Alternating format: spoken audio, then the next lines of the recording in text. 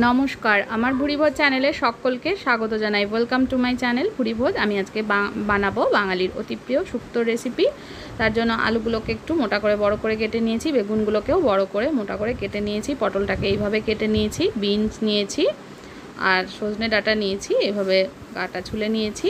আর পেঁপেকে পাতলা করে লম্বা করে কেটে নিয়েছি, কাঁচকলা নিয়েছি, মূলো আর কুমড়ো নিয়েছি। শুক্তোটাকে একটু কালারফুল করার জন্য নিয়েছি এগুলো। আর এর মধ্যে বড়ি নিয়েছি, ডালের বড়ি, আর শুক্তো মশলার জন্য রাঁধুনি, চালমগজ, সর্ষে, পোস্ত নিয়েছি। আর এখানে করলাগুলোকে একটু মোটা করে গোল করে কেটে নিয়েছি। এইভাবে প্রথমে মশলাটা তৈরি করার জন্য কড়াই বসিয়ে দিয়েছি। কড়াইটা ভালো করে গরম করে নিয়ে সমস্ত মশলাগুলো দিয়ে দেব। এখানে বড় চামচের 1 চামচ রাঁধুনি, চালমগজ, সাদা সর্ষে ও পোস্ত রয়েছে। মশলাগুলোকে লো ফ্লেমে 15 সেকেন্ড মতো নেড়েচেড়ে ভেজে নেব। ফ্লেমটা অবশ্যই লো করে রাখবেন, মশলাটা পুড়ে গেলে কিন্তু শুক্তোটা খেতে খারাপ হয়ে যাবে। একদম ফ্লেমটা লো করে ভালো করে নেড়েচেড়ে এটাকে ভেজে নিচ্ছি। ভাজা হয়ে গেলে অন্য একটা পাত্রে তুলে নেব। তুলে নিয়ে একটু ঠান্ডা করে তারপরে মিক্সিতে একটু জল দিয়ে পেস্ট করে নেব। এবার কড়াইতে দিয়ে দিলাম সর্ষের তেল। সর্ষের তেলটাকে ভালো করে গরম করে নিয়ে প্রথমে বড়িগুলো ভেজে নেব। প্রথমে খুব বেশি পরিমাণে তেল দেওয়ার দরকার নেই, কারণ বড়িতে কিন্তু বেশ কিছুটা পরিমাণে তেল শুষে নেবে। তাই বড়ি ভাজার জন্য যেটুকুনি প্রয়োজন সেইটুকু তেল দিয়েছি। বড়িগুলোকে লাল করে ভেজে নিতে হবে। বড়িগুলো দেখুন লাল করে ভেজে নিয়েছি। এবার অন্য একটা পাত্রে এটা তুলে নেব। তুলে নিয়ে কড়াইতে আরও কিছুটা পরিমাণ তেল অ্যাড করব। তেল অ্যাড করে আমি করলাগুলো ভেজে নেব। কড়াইতে আরও কিছুটা তেল দিয়ে গরম করে নিয়েছি তেলটা। এবার করলাগুলোকে দিয়ে দিলাম। সমস্ত করলা একবারে দিয়ে দিচ্ছি। করলা ভাজার সময় আমি এর মধ্যে ছোটো চামচের 1/2 চামচ নুন অ্যাড করলাম, যাতে করলার তেতো ভাবটা কেটে যায়। একটু নুনটা বেশি করে দিলাম। নুনটা ভালো করে মিশিয়ে নিয়ে করলাটা ভেজে নিচ্ছি।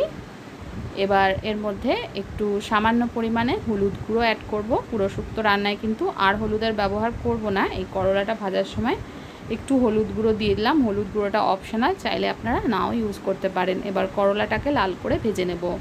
করলা লাল করে ভাজা হয়ে গেলে এটা তুলে ফেলব।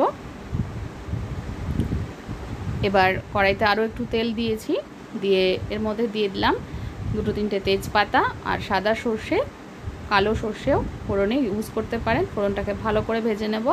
ভালো করে ভাজা হয়ে গেলে এর মধ্যে আলুগুলো দিয়ে দিচ্ছি। প্রথমে আলুগুলো দিয়ে দেবো, কারণ আলুগুলোকে একটু মোটা করে কেটেছি, তাই এটা গলতে কিন্তু একটু সময় নেবে। তাই প্রথমে আমি আলুটাকে একটু ভেজে নিচ্ছি। 3 মিনিট মতো আলুটা ভেজে নিয়েছি। ভেজে নেওয়ার পরে বেগুন বাদে সমস্ত সবজিগুলো দিয়ে দেব। বেগুনটা কিন্তু প্রথমে দিলে বেগুনটা গলে একদম ঘেটে যাবে। তার জন্য আমি সবজিগুলোকে 5-6 মিনিট ভেজে নেওয়ার পরে বেগুনটা অ্যাড করব। সমস্ত সবজি দিয়ে দিলাম। সবজিগুলোকে এবার ভেজে নেব। আলুটা ভাজার পরে সবজিগুলোকে আরও 6-7 মিনিট মতন ভেজে নেব। একটু ভাজা ভাজা হয়ে যাওয়ার পরে আমি এর মধ্যে নুনটা অ্যাড করছি। নুনটা দিলে যেটা হয়, বেশ খানিকটা জল বেরিয়ে যায়, সবজিগুলোকে ঠিকভাবে ভাজা যায় না। তাই একটু ভাজা হয়ে গেলে তারপরে নুনটা দিলে কিন্তু সবজি ভাজাটা ভালো হয়। একটু ভেজে নিয়ে 5-7 মিনিট মতন সবজিগুলোকে ভেজে নেওয়ার পরে কিন্তু বেগুনটা আমি অ্যাড করলাম। বেগুনটা কিন্তু একটু মোটা করে বড় করে কাটতে হবে, নইলে বেগুনটা গলে যাবে। এবার বেগুনটাকে সব সবজির সঙ্গে ভেজে নিচ্ছি।